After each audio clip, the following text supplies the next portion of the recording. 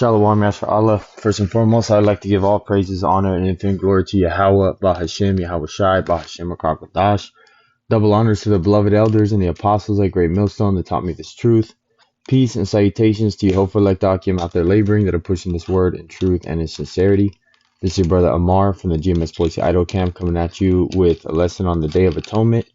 On this solemn assembly where, we remember and rehearse the righteous acts that our forefathers did, in the hopes that we can atone some of our sins and shortcomings.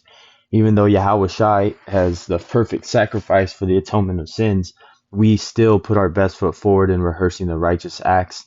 The same way that we don't eat pork, the same way we follow the high holy days, i.e. the Passover, Day of Atonement, all these things that are written in the Bible. We rehearse through the righteous acts, and today is no different. September 11th and September 12th, there's a day of fasting in the Israelites, so-called Negroes, Latinos, and Native Americans that subscribe to the truth of Great Millstone. And this is not a happy-go-lucky, get together with brothers or whatever, you're having a great time, because this is a solemn assembly, and this is not something that, we're throwing a party for. The same way the Passover is a solemn assembly, we're not throwing parties for. And I put this prayer right here. If any brothers wanted to screenshot this, or, they need this access to it, this prayer right here, is for this Day of Atonement. I have the scriptures prepared for this. I wanted to go into the history of why we do this.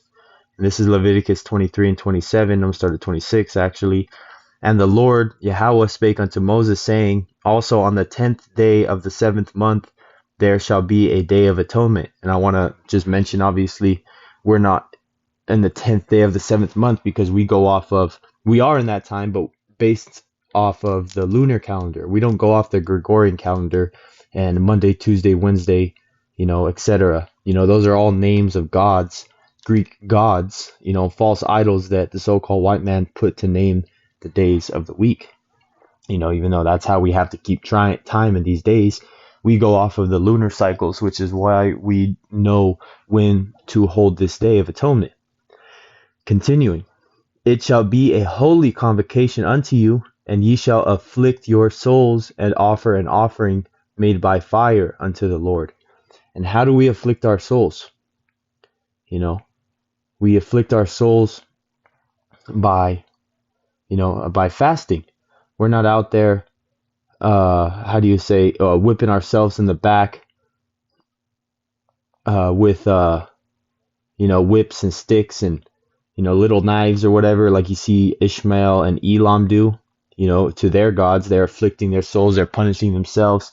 Even the Catholics got this whip that they whip themselves with, and shit like that, man. But we're not cutting our flesh. We're just abstaining from our appetites, abstaining from things that, we like in the flesh, i.e. food, water, drink, or whatever it may be. But this is how we, afflict our souls. And this is just another example I wanted to bring, which there's many of examples of why our people went into fasting.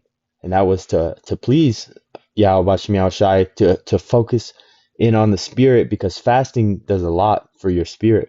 It does a lot for your body as well. If you want to look at just the physical level, it kills cancer cells, reverses certain aging processes, maintains your joints in your bones because it takes care of arthritis problems.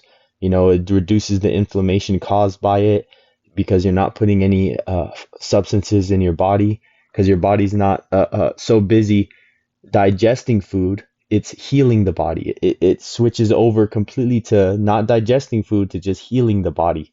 And that is, the carnal sense of a lot of the benefits. And you can look into that. I didn't really want to go into the physical benefits of fasting, but stay on the spiritual, because this is what we're doing, is afflicting our souls while the rest of this world is, getting ready to celebrate. Celebrate what? Who knows? But they're celebrating. They're celebrating the start of football season. They're celebrating the fact that school started again, and they don't got to deal with their kids because there's some wicked ass motherfuckers. Just like you had these parents, being complaining during the lockdowns that they were spending too much time with their kids and they want the schools to open up. You know, these people are getting ready to party and bullshit even more. Continuing, I want to read Ezra's 8:21. Then I proclaimed a fast there at the river of Ahava, that we might afflict ourselves before our power, to seek him a right way for us, and for our little ones, and for all our substance. And this was an example that our people were in straits back in the day. This is you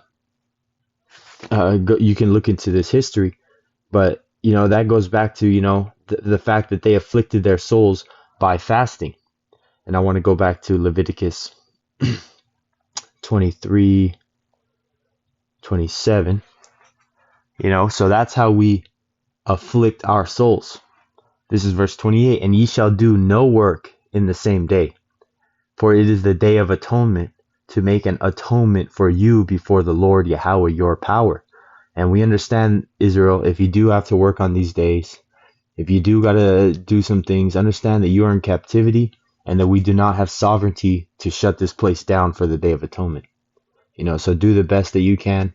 Call Allah Yahweh Bashim Yashai. I was able to get today off of work. Last year I had to work on the Day of Atonement, and let me tell you what, it was absolute hell. And because I work in construction, I work with rebar, and doing what I do with no food and water, it's borderline. I could collapse, for how much I'd be exerting my body. So call Allah Yahweh Bashim Yashai. I was able to get the day off. Hope brothers out there were able to as well.